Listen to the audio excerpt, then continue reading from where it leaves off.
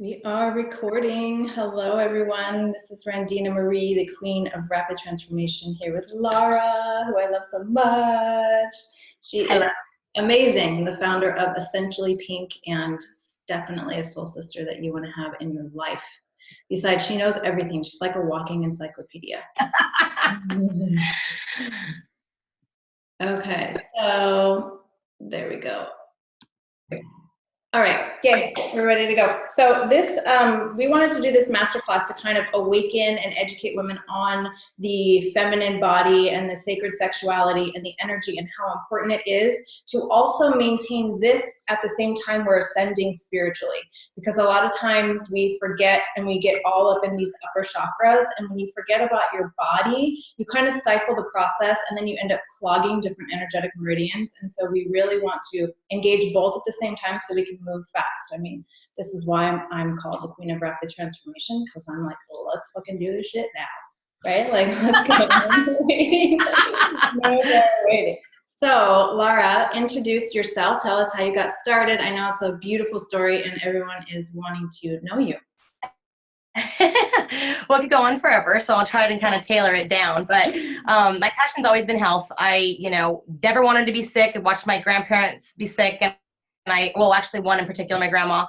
And I said to myself, I never want this to be me. And I'm going to break this pattern. I'm going to change this. And so when I was like 16, my mom got me this book, by Louise Hay, You Can Heal Your Life. And it helped me choose kinesiology, fitness, nutrition, and health track at San Diego State. And I did that and was into research, and it was great. But I was a vegan at the time, and, I was paid by the dairy industry, and I was really frustrated. So I went to at a routine PAP. And my doctor, I was telling her I was frustrated and with this Western medical model. And she's like, why don't you stop what you're doing and be a licensed acupuncturist? You'll thank me in 10 years. You can do your own research. So I left there and went to the school in Mission Valley, PCOM, where I graduated from, and decided that I needed to drop out of my master's public health program, do acupuncture, do my own research, and really step into it. So I did, and, I graduated in 2002 from San Diego State, and then 5 years later from PCOM. So I've been a licensed acupuncturist for about 9 years now. So I started Urban Acupuncture and Wellness, the integrative wellness center that I have in Bankers Hill, about 7.5 years ago. And I love it because we can integrate everybody together instead of it just being one aspect and prong of healing. We can do the mental, emotional, the physical, the spiritual, and mix it all together instead of just going, one route, whether it's, theta and all, channeling everything, which is great, but we also need the physical aspect. Yeah. We also need, so there's just all these components and the mental aspect and stuff. So that's what really kind of drew me into creating Urban Acupuncture and Wellness. And really, Essentially Pink, I started in 2006. Going through school, seeing the pink ribbon everywhere, learning all this stuff about breast health. What is breast health? What does breast health mean? What, how can Chinese medicine help us actually create breast health and help us prevent breast cancer and all this stuff? And it would just make my blood boil. With the focus being on cancer, the focus being on the cure and money and stuff. So I just said, I'm starting Essentially Pink. I'm going to start educating women about how they can take the power back and really connect with their bodies, connect with their fear, and actually heal themselves, because it's all about the wise women inside you. So, I'm going to stop myself because I can go on. I know. I remember we had a conversation too about the pink ribbon and how it was like so fear-based, it was like fight, fight, fight cancer. And they don't realize that the very thing that they're fighting, they're creating more of. So then it's like, it turns into this whole monetary gain kind of thing rather than actually doing something about it. So yeah. What you focus on is what you create. It's like, let's focus on health. Let's focus on how are we going to add more health and invite more of that energy into our cells and body right now. Yeah, I love it. Okay, so with that, let's get together with our heart and create the sacred space before we go into the learning. So everyone just take a deep breath and tune into your heart, and take a deep breath of the pink light of love, and let's just flow that rose quartz energy into your heart space. And just release all moments that came before this one, all the energy throughout the day and all that's coming after, and just be here and now. And just give yourself permission to set your ego and your critical mind to the side and tune into your inner being and hear the messages that are for you to hear right now. And everything else you can just let go. It may be for someone else. And really just give yourself permission to allow yourself to receive the information that you've been asking for, that you receive some piece of enlightenment that changes the way that you forever view your life, and that you give yourself permission to embody and embrace your sacred sexuality, to awaken your power to create your life in health and love throughout all time and space. And if you agree, then just say yes. Yes. We surround ourselves with the white light of divine love. We call forth Archangel Michael to dissolve all lower energy thought forms, all lower energy frequencies across all times, dimensions, spaces, and realities. And we hold hands in this sacred space that we're creating for the feminine rise. The divine feminine is awakening on the planet. We are the divine feminine assisting this. So everyone give yourself some gratitude for being here to receive this information that is going to help you to just flow more in grace and beauty and love. And know that we are here to help you in this process, to share what we have learned and what we have gained throughout our lives with you.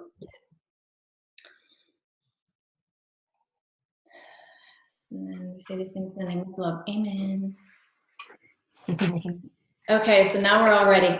We're all open and receptive for the love. Okay, so where do you want to start first? Do you want to tell us about your essentially pink? I think we should talk about meridians and some of the intro to Chinese medicine first, and then kind of go from there since it will help. Yeah. I don't know the audience if they're, if they know about acupuncture or anything, or some know about it and some are not as familiar with it, but most of my audience knows about chakras and they know about energy flow. So we can go that way. Okay. So in general, like a general overview, when we think of chakras, it's like another system in how I think of it, as far as like energy balancing in the body. And Chinese medicine is very similar to that and kind of mirrors that same model.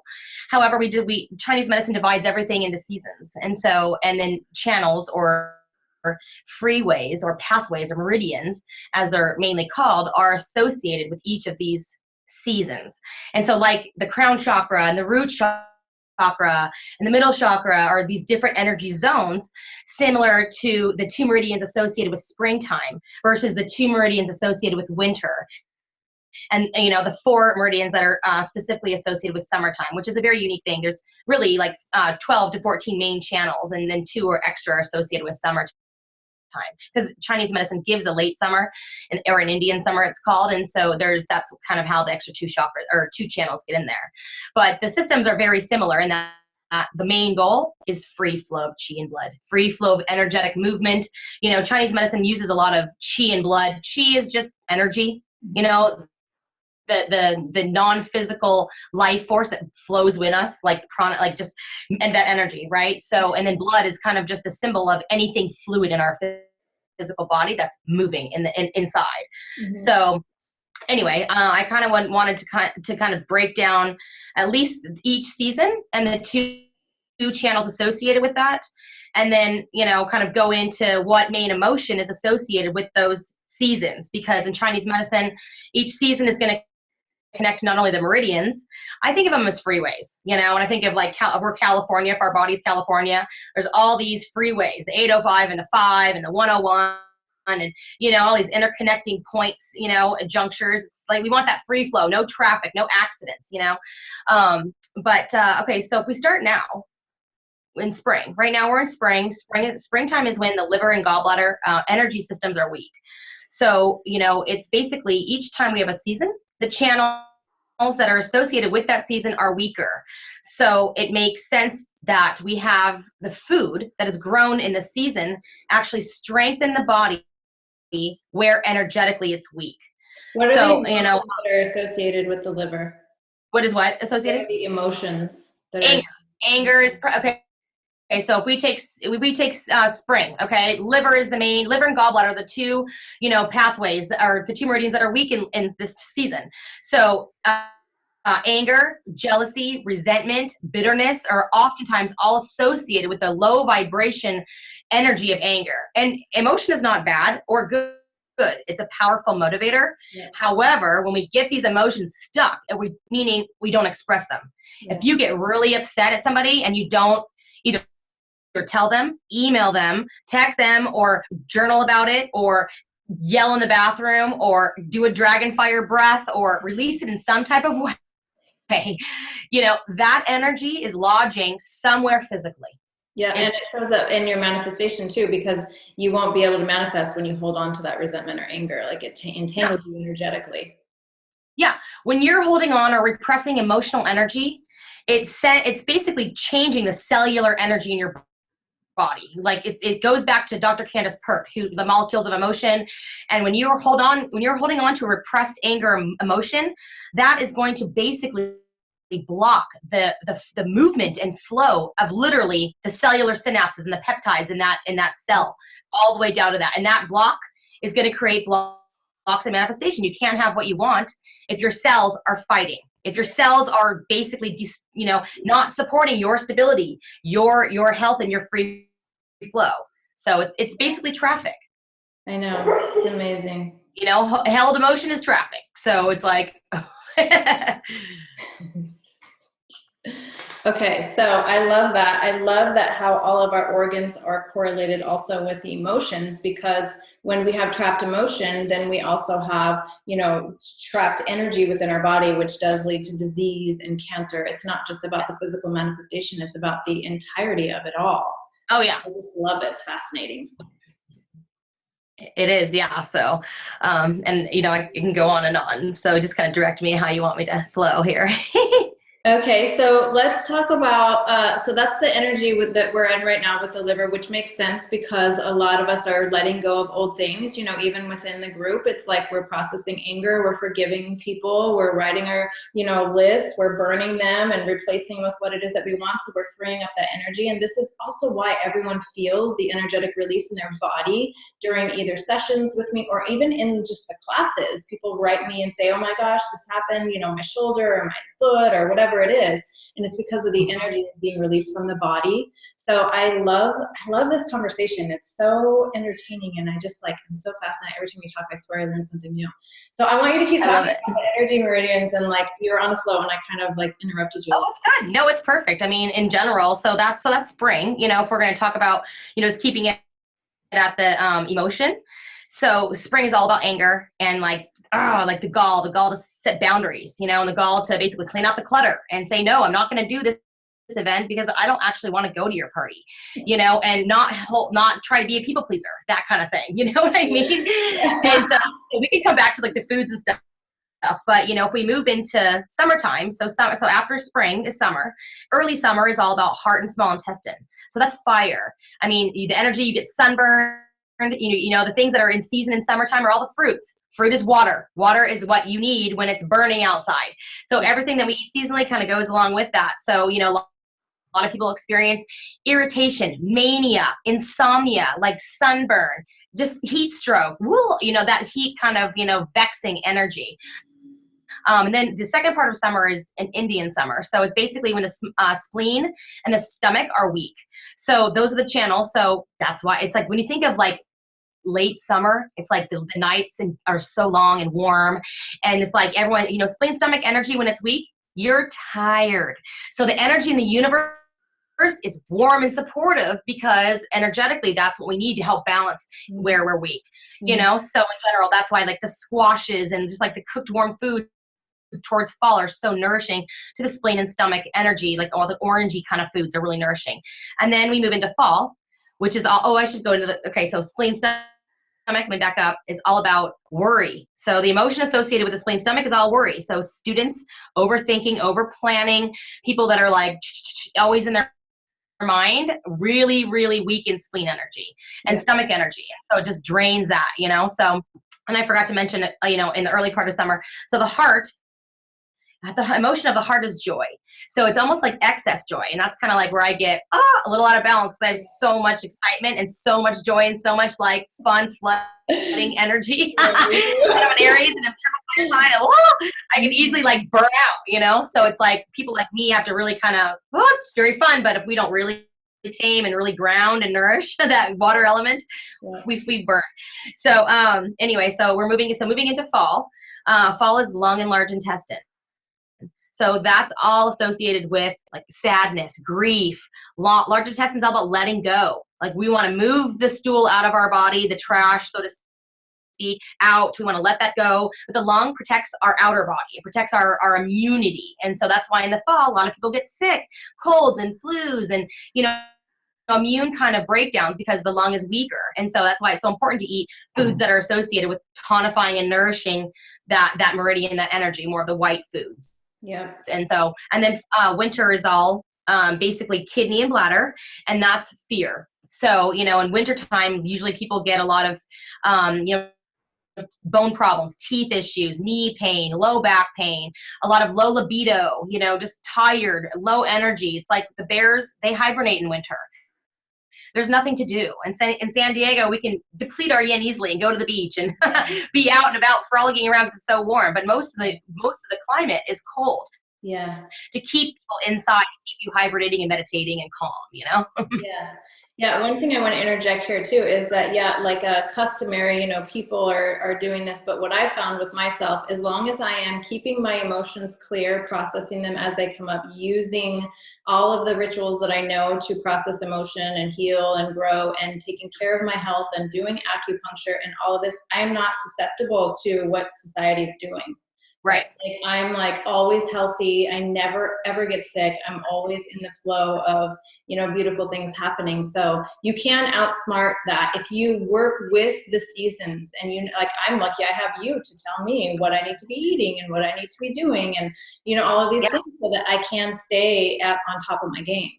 So you can outsmart the seasons by using them to, you know, regain your life, really. Yeah. Well, even just knowing that like moving into next season, which is next month, you know, June 21st is the next seasonal shift. That's when our bodies are weaker. So just knowing, don't plan your stressful events around a seasonal shift. Yeah. You know, if we want to think of summertime, hydration, you know, let's nourish our digestion, start your probiotics and our digestive enzymes if you've been lacking on them, more greens, more sprouts, more, you know, foods that are going to help enzyme, you know, nourish your digestion when it's more energetically weak. And that's why you can ride the wave of staying in prevention. Yeah. Yeah. I love it. I love it. So amazing. So is there any other seasons or any other guidance that you have, or was that good? Well, I mean, I could go on forever. So, you know, I wish I had like questions to kind of guide me, well, but every season, like also is when the course that I'm launching, I'm actually announcing it on Thursday. So I'm going to have you in periodically throughout that time to be teaching these things, like even once a month if you want to do that, so that you can, like, we can really just assist and facilitate the essential of everybody that's in it. So you're going to have more than enough time to explain everything. Okay.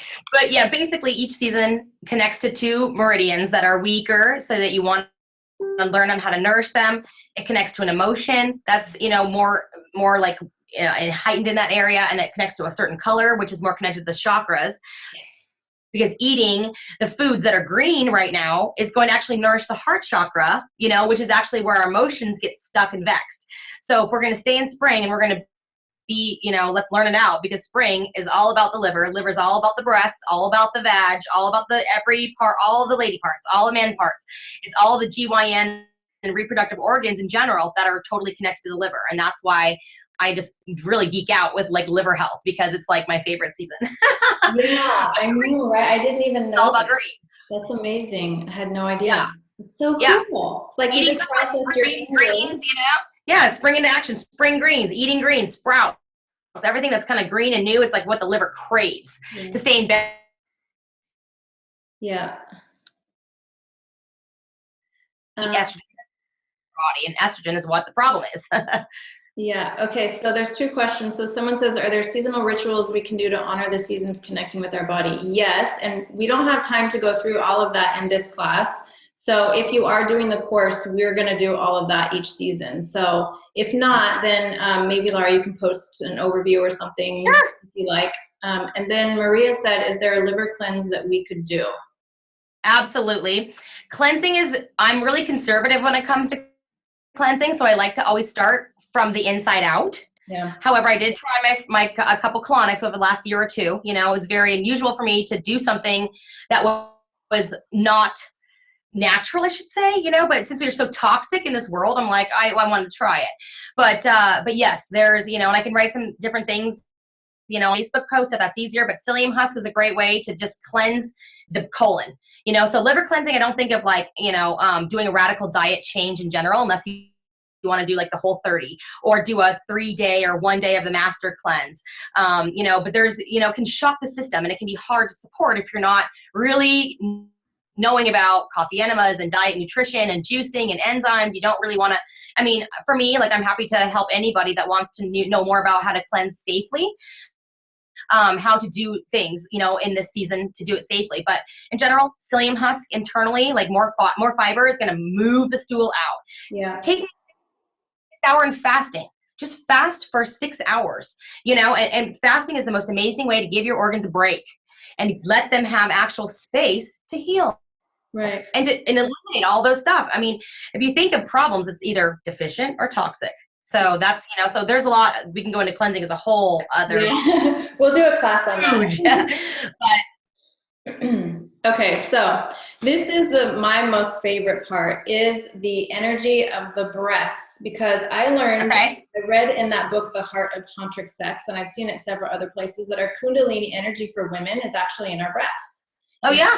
Thinks it's like in the base of the spine, but for women it's here. So when your energy is stifled, it begins to break this off, especially if you have limitations, and your energy can be stifled because of ancestral programming or genetic programming, all of that stuff that we take on from our mothers about breast cancer. It's a program, it's a seed, and so then we block our own energy here, which then is blocking other areas of us manifesting and being healthy.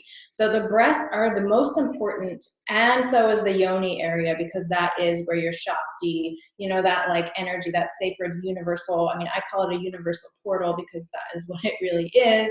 And so I really want to go into the awakening the breast, the breast health and the yoni health, so that we can start to become more efficient in being women, you know, because we've been suppressed throughout all of history, and now we're coming to awaken and just be comfortable in who we are as the sacred divine feminine. So I want to know your expertise on awakening our breasts.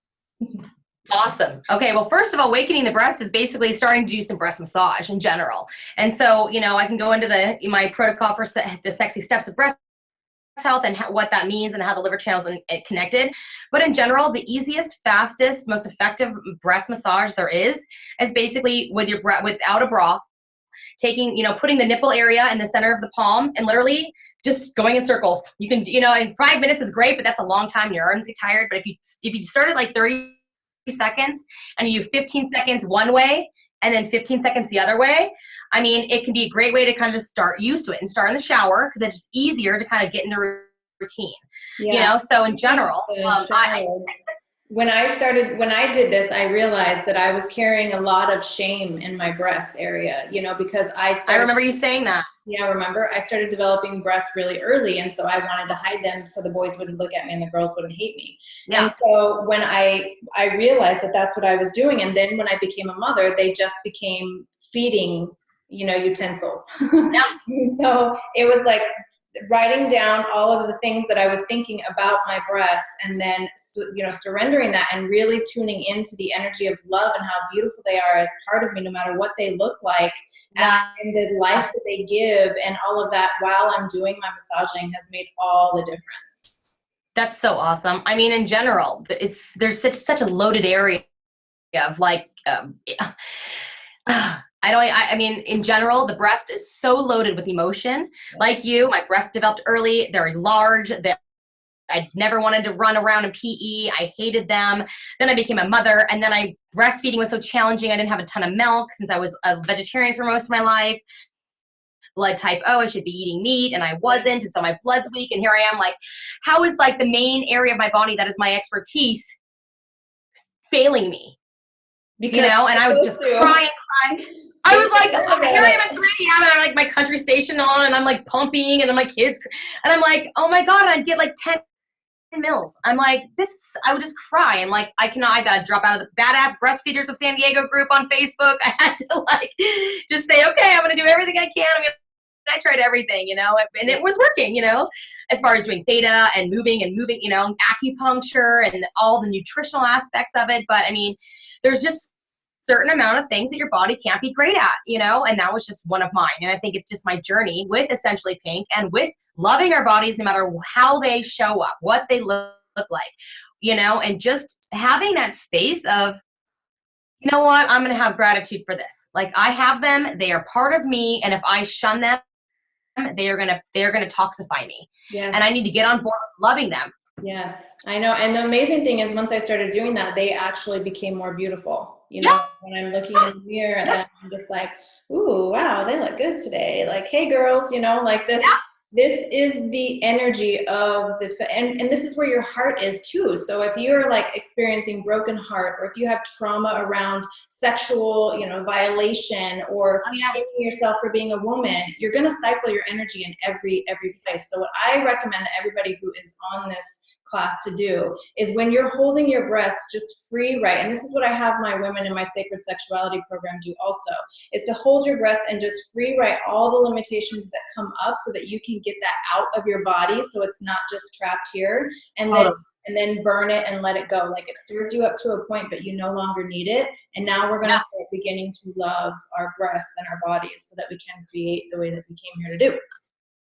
Yeah, I know. And if we don't learn to love them, we're just holding negative emotion that's actually going to poison them, you know? And if you have them and you still want them, you got to love them. You know, it's just part of the deal, you know? And you got to look into that. I call it like the dark addict, where it's like, okay, Lara, time to turn on some lights and look at the scary cobweb in that corner you didn't want to really see.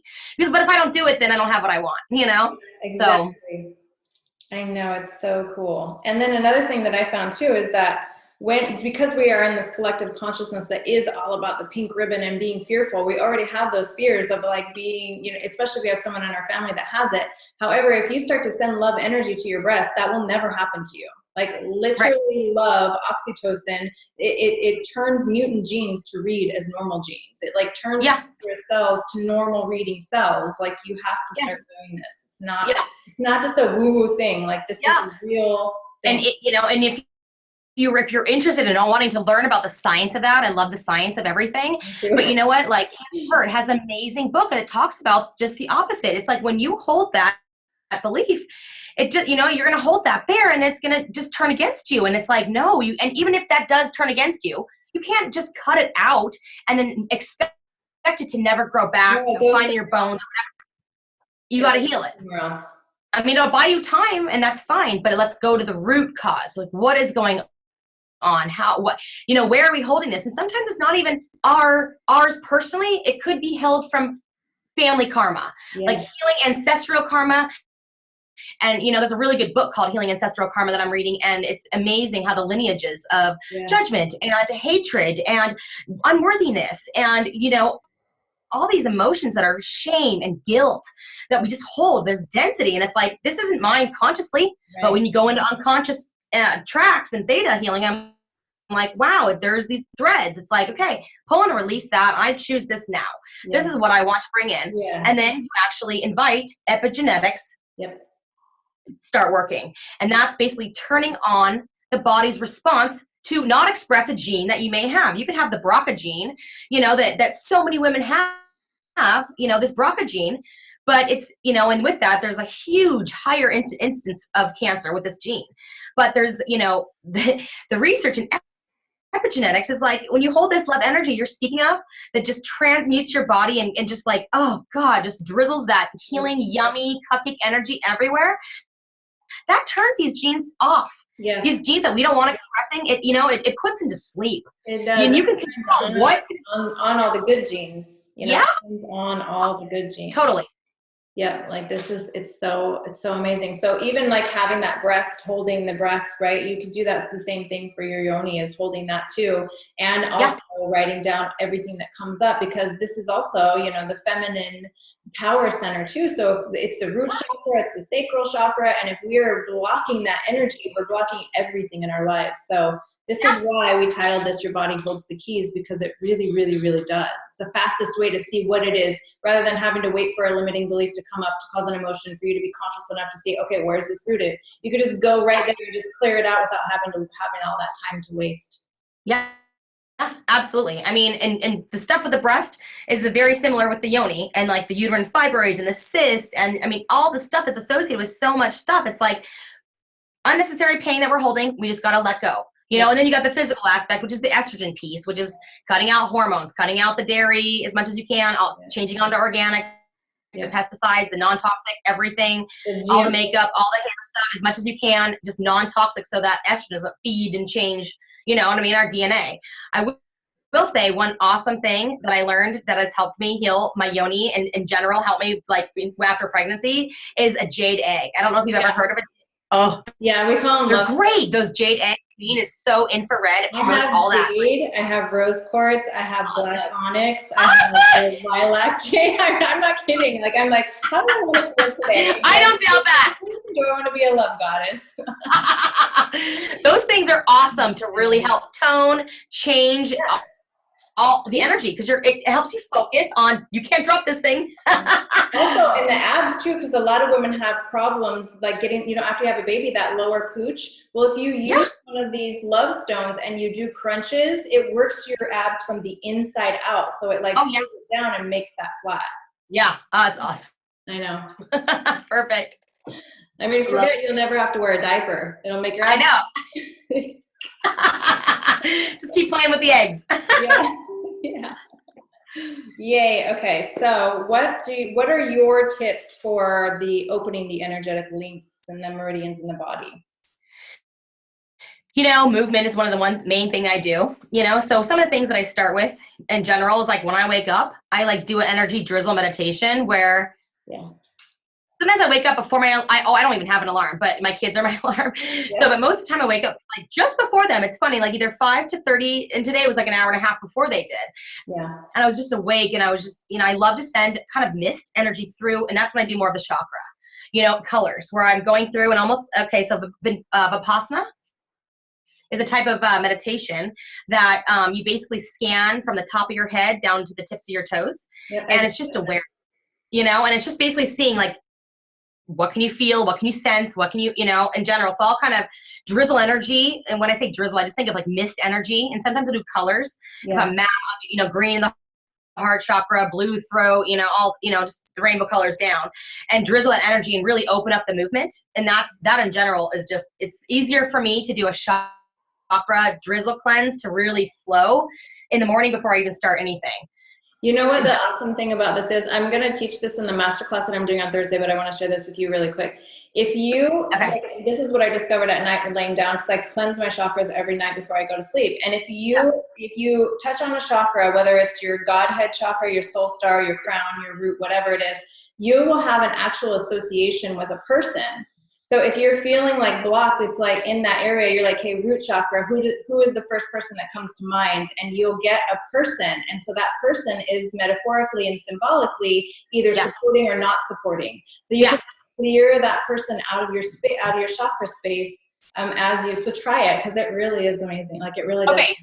So I do that every day. So when I wake up, that was the thing. So it's so cool because in general, you know, when I'm working with clients or in couples throughout the day, I'll just be like, oh, can I just cut the cords and remove all the energy from anybody or anything that's not serving my higher purpose, and just energetically like see them do this like thing when I do it. If I feel it, like I can like this twitch is always on the left side. I'm like, that's interesting, you know. But you know, and I clear that energy because it's so easy for me to be a vortex for this energy that just is like flooding me. And I'm like, wait, I'm not getting focused. Wait, I got to pull the energy out. And so it's just like this way of like, okay, I'm going to ask all the energy that's belong out, you know, send it back to the light, and then call parts of me back. Just kind of like drizzle, like the parts that are out. That's awesome. Yeah.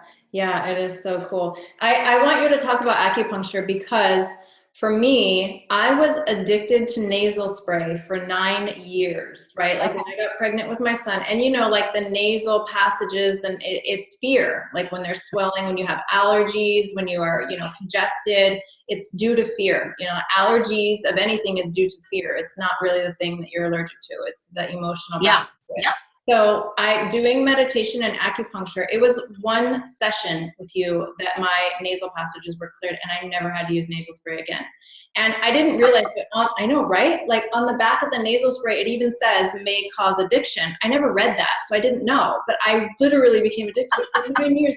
I could have killed myself off nasal spray. So I want people to know how, and not only just for opening up your channels and really having that, because I've had the most amazing like spiritual awakenings with the one, you know, when I come in, I'm like, do the spiritual one, or like the triangle, like all this stuff. Yeah. I like literally see things happening. And so it is also for the physical part of the body as well. So I want you to share with us that.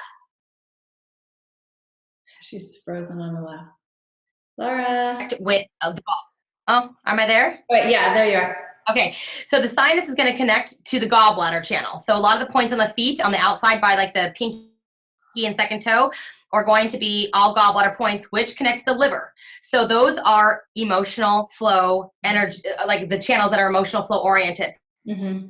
A lot of sinus stuff is going to be this like held emotion, uncried tears, or phlegm dampness that just kind of encumbers and creates that inflammation. Mm-hmm. So by doing acupuncture points, we're calling the body's energy to move the flow and unblock the emotional pathways and block the physical pathways so that we can drain out here, move it down, out the feet. You know, it's like balancing. The feet are going to mirror the face. Mm-hmm. So, you know, that's just like one example of how, you know, doing different acupuncture points can move and balance that energy. I know for me, when I learned that, you know, it makes sense when you think about it logically, but if you have like energy flowing through and then it's getting stuck and then you like stick something in it, it like pressure builds up so that when you take out that point, it like blows it out. So that's what happens in the body as well to move. Yeah, it's like a stream. You know, if you have a river and you have a bunch of rocks that are kind of like pushing and like blocking the stream, and the water can go, but it's not smooth. It gets choppy, and that choppy is getting pissed off, getting road rage, getting mad at somebody for something they didn't do, mad at your dog, mad at your kid, that kind of stuff. It's like, wait, this is not, I need to move the rocks out of the way, the stress. It's like, and move that free flow. Yeah. You know, I kind of think of it as that metaphoric, you know, water, you know, we need that flow and movement, and we get blocked. You know, that water, it can start waterfalling or like a pot that boils. And it's like, if we don't take that lid off, meaning do our tulip tapping, do our breast massage, or, you know, get mad at somebody or whatever, then we fester and we bring that energy, and it toxifies us and it creates problems. So I always think that it's like Mother Nature's not defense, but Mother Nature's way of like killing off the dense energy. Because if you think about it, people that are like negative, they die sooner than people that are happy and open, right? Like a diseased plant will literally die sooner than a bloomed plant. So when I look around and see people in these states of despair and density and all this, it's like the reason that they are dying is because this universe is based on expansion and growth and openness. And I decided I didn't want to be one of those people that Mother Nature was trying to get rid of. So I'm like, hey, do everything I need to do to get open and into the flow so I can live. Yeah. If you're out of the flow, you're just going to create pain and suffering. That's the point. It's like disease is here to wake us up. It's a gift. It's a gift. Problems are a gift because you're not paying attention. You're not listening. And it's here you are. Body is telling you, listen to me or I'm going to get mad. Even more mad. Yeah. You know, so it's like, oh, okay. You know, we all need that kind of, oh yeah, we need to, you know, go this way now. Yeah, I know. And I love the lessons that are within each challenging situation, because it's exactly what we need. It's like that. It's like, I always think of life like a video game. You know, it's like when you overcome the challenge or beat the monster, you get like the chest and you get exactly what you need, and then you go to the next level. Like that is what challenges are for in in life. So when people are resisting this kind of information, when people are resisting doing acupuncture, doing the breast health, or all of that stuff, it's because for whatever reason they need the density. So for everyone who is ready to be in flow and are done with the density, then follow along, right? Like listen to what we're telling you. Yeah. Do these things because it's. And I will say that both got into flow and success and abundance, you know, compared to where we came from. Totally. And I will say that sometimes we need the density to remind us, oh wait, we do need to really shift this, you know. And every time that I like will hit some bump, I'm like, okay, I'm not listening, you know, and okay, back on track, you know. And it's just like that little, you know. But you know, it's hard being healthy, you know. But it's like make it fun, and it's just like you can't get away from it. Make it fun, and that's what I say too. I love it. I just love it, and I feel better, and everything flows better, and meet amazing people like you, and grow and become more. I mean, we've been in each other's lives, I think, for what was it when my son was like 5? I mean, that's been like almost 11 years. It's been a long No way. Yeah, that's so cool. Yeah, I love it. But I will talk about Essentially Pink. You know, if you have listeners that want to like learn more about just basic breast health. Yes. Okay. So basically, I have this little zine. So this is like I'll show everyone. This little thing, Essentially Pink. It's kind of cut because it's from like forever ago. But I have what's called the Sexy Steps to Breast Health. I don't know if you can see it. This is SEX and then Y. But basically, it's the acronym that helps me understand and boil down what, like, hey, Laura, let's just focus on everything, because health can be such a vast array. So basically, when I think of breast health, I think of SEXY. You are sexy, and let's make that work for you. So S is the self-breast massage, you know? Yeah. And so instead of having, you know, this self-exam once a month that they prove to actually be not even, you know, good for preventing breast cancer, it's just promoting like anxiety and fear, because not that many people even do a breast exam, and looking for cancer kind of creates cancer and fear and you know. So the American Cancer Society doesn't even recommend it anymore, and I do everything to kind of shift it from let's not look for cancer, let's promote health. And what does that feel like, you know? So S is the self-breast massage. There's a lot of different ways to do self-breast massage, you know, moving the lymph and opening up the armpit area. You know, the really simple, easy breast massage, you know, it's just going both ways. You can do like a lymph massage where you're pumping up, pulling over, brushing the tissue up and pulling in. I mean, I can go on and on, you know, if anybody wants more information about this. And I have videos on Facebook and online on my website, essentiallypink.com. They're really old videos, you know, but the more I get interest, the more I can, you know, I'm happy to teach more information. But that being said, the Tulip Tap is really where my passion lies, because whether you have had cancer or not, whether you have real breast tissue or implants or no breast tissue at all, the Tulip Tap is breast health without having to need a breast. And it's the energetics that actually run through the breast. You don't need the actual breast. Just like if you got your leg amputated, you still could have leg pain, phantom leg pain. You know, so it's the energy of the chest and breast meridians. And so, you know, the Tulip Tap is basically stimulating, visualizing a tulip around each breast, and then just tapping that energy around each breast, moving the energy. I mean, if we think in Chinese medicine, pain is nothing more than blockage of qi and blood, blockage of energy and life force. So if you have a block, what do? Move it. What does heat do? It moves. What does tapping do? Create more heat. We want to create more touch, more connection, more love, more movement in these meridians in and around the breast. And you don't have to even know, there's a lot of specific points all around the breast and through the breast.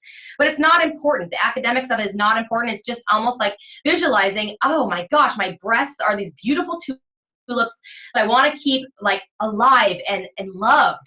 And moving that energy around them is so good. You know, if you like the logo of just like, I don't know, you can kind of see the tulips. It's like if you visualize, you know, the outer flower as like right in the corner, you know, of the armpit area. This is the lung. This is where we hold sadness and grief and pain of just that dense, like, oh, we need to watch beaches and cry for 20 minutes and then, okay, we're great, you know? Yeah. In general, like, you know, and then right here, if you're like a chicken, I mean, you literally can't miss it. It hurts. It's a spleen point. It's a digestion point. You tap that and you move that energy there. I mean, you are just opening up all the energy in the whole body. You know, when you ask me about the energy movement, If you do the Tulip Tap, you're actually opening most of the main meridians that run to the face, down to the feet. So even just doing light tap, open is when you're doing this, you know, like when you get a massage, memories will like pop into your brain, your mind, because you're holding it, right? So when you're doing this, all this stuff like comes out and up, you know, like this is what I mean. You don't have to wait for these things to knock you on your ass. In experience, you can do this stuff now that's not only good for your body, but also will help you release emotionally throughout, right? Like totally preventative. Oh yeah, in general, I mean, everybody's holding emotions everywhere in their body, and we don't actually know where they are actively all the time. Yeah. So even if you're just connecting, tapping and connecting in, if you have something stuck in your body that does not belong there or is dying to be moved, you'll move it. You'll set the intention and you'll move it. Energy wants to move. If you have dense energy and it's trapped, it's just going to toxify and it wants to move. It's going to wake your attention. You set your attention to, I want to heal my body. I want to heal my breasts. Body, let me know what's going on. And then when you're doing your tapping, you're like, oh, it kind of hurts right here. Oh, yeah. Oh, you know, if anything hurts, it's usually never cancer. Cancer never hurts. That's the thing about cancer.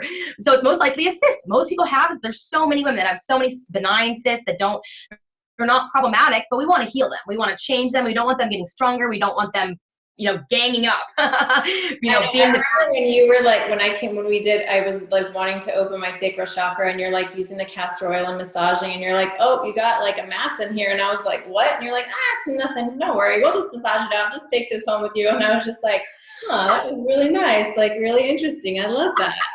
I love it. I'm like, everyone needs a Lara. Yeah, well, the thing is, we have so much fear, and we're programmed to be in fear. And it's like, if you just kind of change tracks and you're like, oh, wow, yes, I can heal my body. I am so intelligent. Yes, I have to change my lifestyle. And yes, I have to get a little uncomfortable, but I'm going to do it. And when I do it, it's going to be miraculous, you know, and you invite that healing energy in. If you're bold and courageous, you can change anything, you know, masses, all these things. We can dissolve them. We can heal them. We can change them. I mean, every single cell in our body changes every 7 years anyway. It's the same thing in life. Like when you have that mentality for your life experience, that they move faster and then they stop happening. So it's so cool. I love it. Yeah, it's so cool. And it's like, you don't have to be scared of anything. Even if you find a mask, like I remember like, oh, what was it? Maybe like, I don't even know. I was going to guess, but like 7 years ago-ish. What time is it? Yeah. Around maybe like 6 years ago, I was doing my breast massage and my tulip tapping, and on my left breast, I'm like, oh, I feel something. What is this? This is new, you know? And I was like, not going to worry about it. I'm just going to journal. What do you do when you find a lump? To talk to it. What is it saying to you? You know, it's going to feel it. Does it feel like the eyeball, or does it feel like this? You know, I'm like, does it roll around? Is it loose? Can you feel the edges of it? Or is it kind of like fibrous and stuck? And so I was like, okay, feels like a Skittle rolling around in there, you know, I can feel it kind of squishy or whatever. And I was like, okay, you know, and it's like, that's most likely a cyst. They're so common. Get my breast thermography, which is, you know, the infrared image of the breast tissue. You can see the heat patterns, you can see what's going on. And it's like, okay, I have inflammation. I have too much estrogen. Okay, Lara, go on a breast health protocol, take your Chinese herb, your Booby Brew, and your, you know, Detox Deodorant and all your products and Booby Butter, and get on, you know, cutting out the estrogen, cutting out basically the dairy and the meat that is so toxic, and changes stuff. And got another scan, and it was like so much clearer. I'm like, this is cool. This is power. I know. I love that. So tell us about your product line, because I totally forgot about that. Oh, you're fine.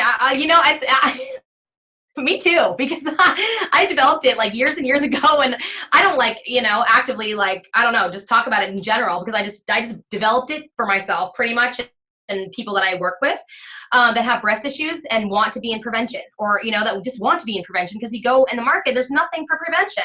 And so I have 3 products. One is Booby Brew, which is a Chinese herbal formula. Put it out here. Booby Brew is great. It's basically the number one, I don't know if I can see that, but I can put more info up. It's Chinese herbs. It's like dried and ground Chinese herbs that I eat loose, you know. It comes in a bag like this. It looks like sand. It looks disgusting, but it actually tastes really good. And what's in there is basically Xiaoyaosan, which is a really, really famous formula for moving stress, helping PMS, balancing the mood, balancing anxiety and digestion. And I've added some breast health herbs to it to make it more preventative, to make it more taste good. You can enjoy it. And it's, tangerine peel and seed are great for breast health. Goji berry, Wangulu Xing, and Fosho. There's some other herbs in there. But yeah, it's great. I love taking it. It helps me not take Motrin on my period. Yeah. Yeah. I'm going to buy the whole kit for the people who do the upgrade option in my course. It's fun. It makes it like, yeah. Awesome. I love that. Yeah. So this is Booby Butter. Whoop. Booby Butter is great. Booby Butter is so awesome because it's mainly like castor oil. It smells like a combination of all these different essential oils. Basically, it's castor oil, aloe vera, essential oils, and mixed with a bunch of other stuff. The woman who makes it is just like the most, oh God, she's an herbalist and just the most amazing, healing, vibrational. She infuses all of her products with Reiki and love energy and unconditional love. I mean, it's really cool. Anyway, but it works. I mean, I have a lot of women on there that have really intense fibrocystic breast disease, really bad breast pain. It's amazing. It's really powerful. You don't need very much. And so I'll just basically massage it in the upper outer quadrant of the breast mostly. Unless I'm going to do the full armpit and the whole breast in general. So sometimes I get like, oh, we'll just do a little, upper outer quadrants are usually the areas that have a lot of the toxins. Yeah. And then I have a detox deodorant that basically you use it at night. So you put it on both armpits at night, and it's not a deodorant, it's a detox. So what you're doing is you're rubbing it on the armpit to open up the lymphatics. Yeah. So you're pulling the toxins out. You actually will stink in the morning if you're toxic, because you can smell the toxins leaving the body. So the goal is you put it on at night, for 30 nights, and then you wake up, clean the armpit area, and then put a natural deodorant on top of that. And then you'll only need it like twice a week or 3 times a week, depending on how toxic your load is, how toxic your body and your lifestyle is. And so it's just a way to kind of keep everything moving and detoxifying. The lymphatic system is our direct link to breast health. So we want to keep the lymph happy. Yeah. So one of the things that I do, ladies, is when I use coconut oil to after I get out of the shower on my entire body, even on my face. Like, I know it seems counterintuitive to put it on your face, but it really is such an amazing. It doesn't make you break out. It actually has an antibacterial in it. Yeah. So antifungal, so it actually cleans the surface of your skin. But when I'm doing this, so in talking in terms of manifesting, when I'm doing this and I'm like rubbing myself, I'm thinking of, for me wanting to do live events, so I'm thinking of like hugging people that I love in person as I'm, like putting this lotion on, or if you want to wake up your sex life, as you're putting the oils on your abdomen or your yoni, like thinking of having those experiences, because what you'll do is create a neuro association between the love in your body and the actual things that you want to manifest. So it makes your body vibrate at that level, and so it makes your manifestations come into your reality much faster. So even if like something that you want to do is, walk on stage, like when you're rubbing your feet, thank you for walking me up the stairs, and like seeing yourself do it. So there's all these little tweaks that you can make in your normal routine, that not only where you're nourishing and loving your body, but you're also supporting your manifestations as well. Yeah. I want to add one thing with your coconut oil routine that I've been starting to do. I'm taking that same coconut oil, and right before I get in the shower, and I won't say that I've been doing it a long time, but I just started, it's been on my vision board for, I will say, over a year, is putting a little bit of that coconut oil in my mouth. Not a full tablespoon, but like maybe like, I don't know. I don't measure it, just like a teaspoon or so, maybe a teaspoon and a half in my mouth, and swishing it in my shower. And when you're doing that, the oil pulling, it's so weird to experience, to start getting in the habit of. But I mean, it's an amazing way to pull toxins out of your body, out of your gums, out of your teeth, heal like any dental problems. Having my second kid, I'm like, I'm not going to get this little teeny tiny cavity filled. Like, I'm going to heal this cavity. That's actually, and so I'm oil pulling in the morning. Oil pulling was because I was like, I used to love sugar, like everything. Me sugar. too. My teeth are like really sensitive, and I was feeling that one of my teeth were like hurting a little bit, so I started doing the oil pulling. And it's funny that you're talking about the toxins, because I swear 2 nights ago, as I'm doing the oil pulling, I do it after a shower, but doing it when I get in the shower is so much easier. I should just do that. So like, thank you for that. So doing it, I wonder what this does other than, like coat my gums. So when you're talking about it pulling out toxins, I was just wondering that. That's awesome.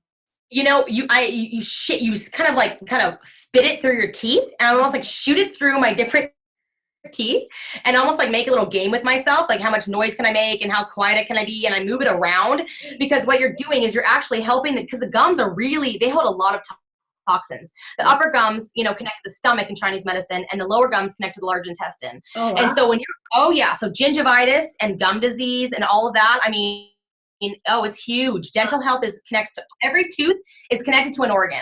And so we have, oh yeah, dental health is a complete mirror to the whole body. So when you're really pulling, coconut oil is antiviral, antibacterial, and it's going to help your teeth so much. So you're shooting it through your gums, and that the polarity of the oil is pulling the toxins out. I mean, I'm not an expert in this. My Deepika, who's my Ayurvedic practitioner, she taught me about that, and then I, you know, what I should do. And so I did, you know, I researched it online, and then was like, okay, you know, finally it's been on my vision board for a while. I'm like, what I think is so fascinating about this is that every single thing is linked to an emotional connection. Like even in Chinese medicine, they teach you like everything is emotional. Like the whole body is an entirety with your emotional body, not just physical, emotional, like it's all one.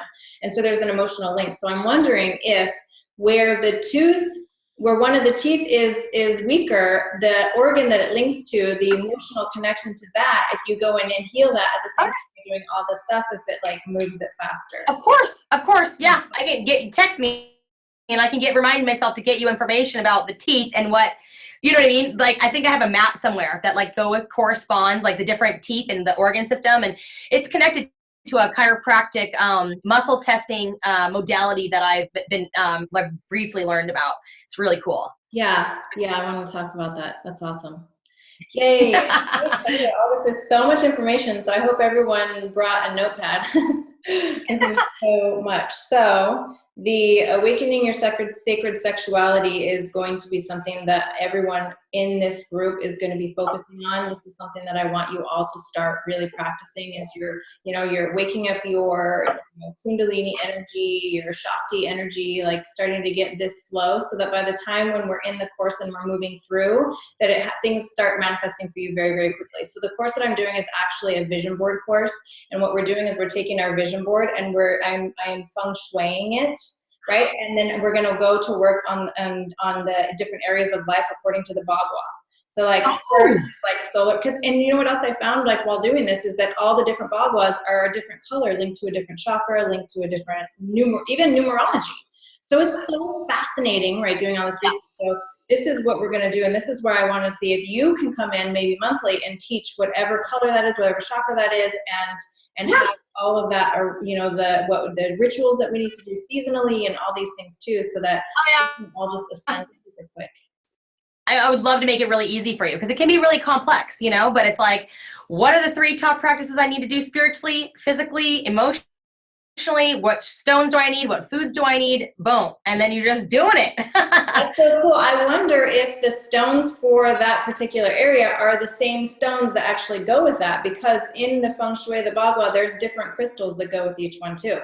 Interesting. Well, in general, when we're working on liver health, you know, like the stones that help heal the liver are green, and green is the color of the food you need to help heal the liver. So I would think that, I think that it's going to be, you know what I mean? There's going to be a lot of overlap. Okay, so let's talk about this. Let's just give the tips on the stones for the sacral chakra. I know carnelian is one stone. Also, oranges and cinnamon and vanilla, that awakens your sacral chakra as well. And then what is it, the one for the heart?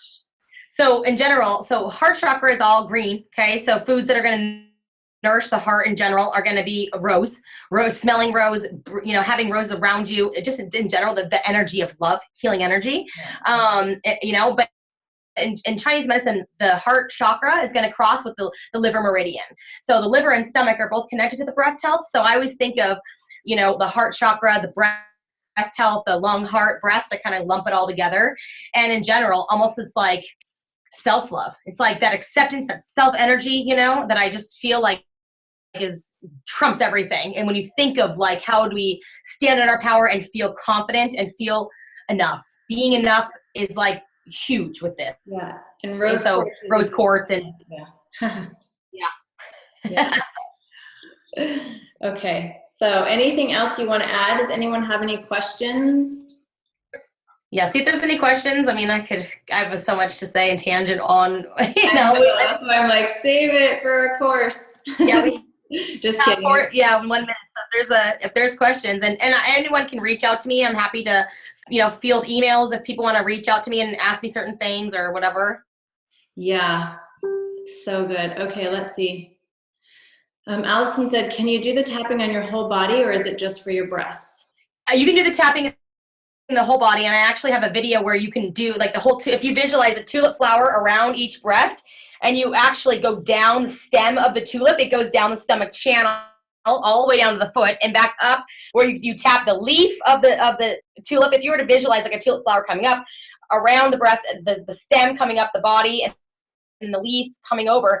Oh yeah, I should do just a video to show these different points. But yes, you can tap everywhere. And there's the EFT, the emotional freedom technique, is, you know, mainly the tapping of the face points and stuff like that in the hand.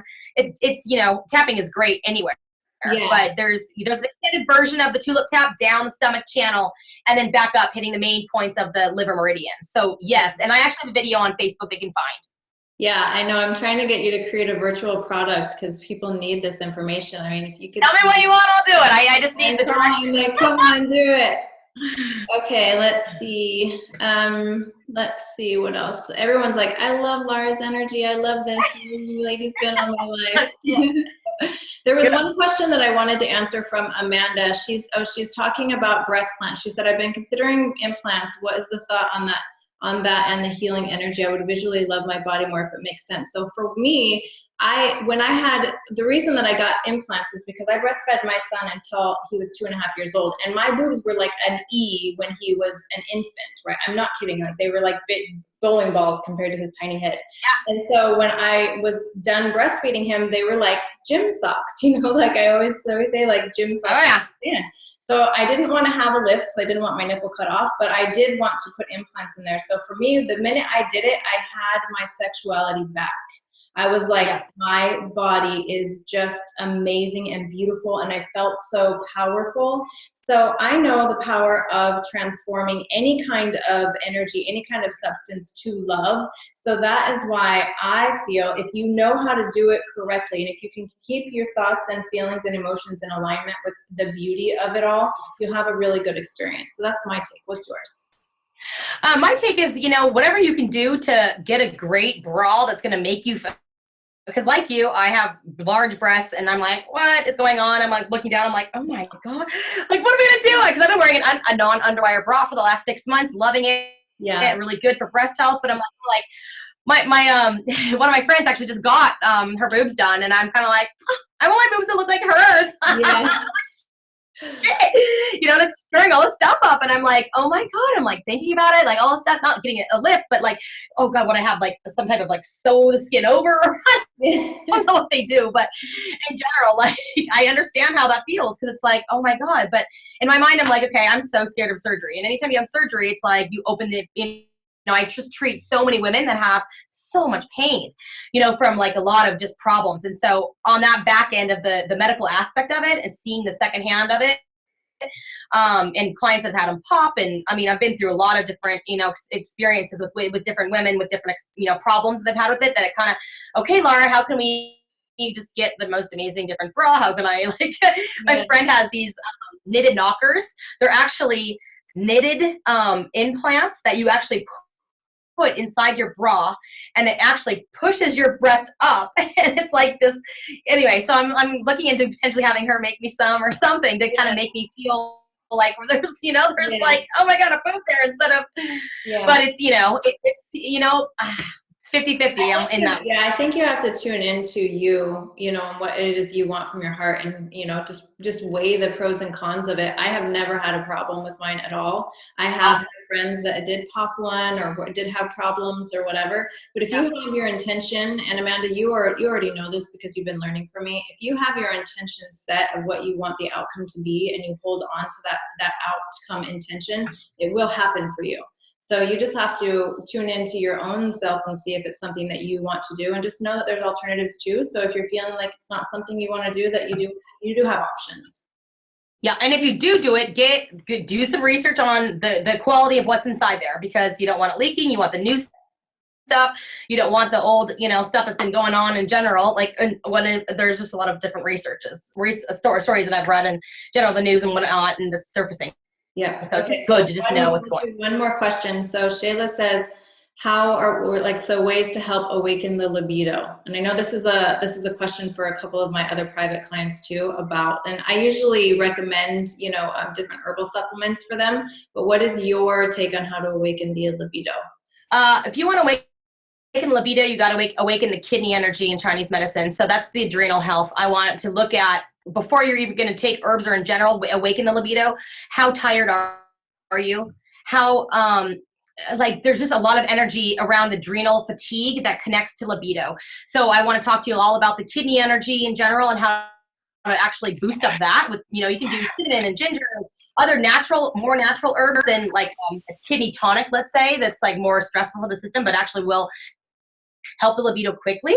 I like to just kind of get the conversation going about the relationship, about their emotional blocks going on to their own sexuality, their own experience, their own traumas. Because there's a lot of that that's blocking in the way. And if that's not, then change the nutrition and it'll change.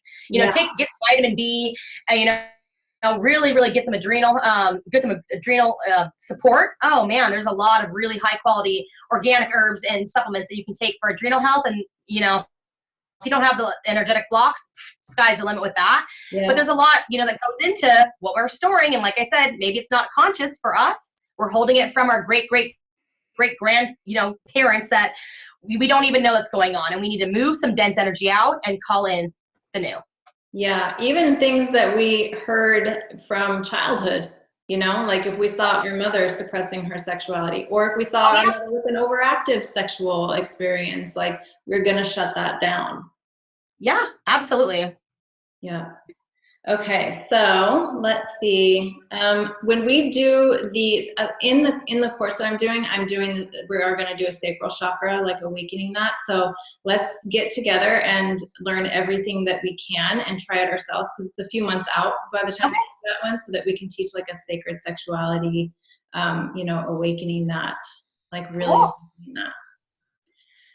Okay, let's see. I think that's it for me. Do you have anything else you want to add?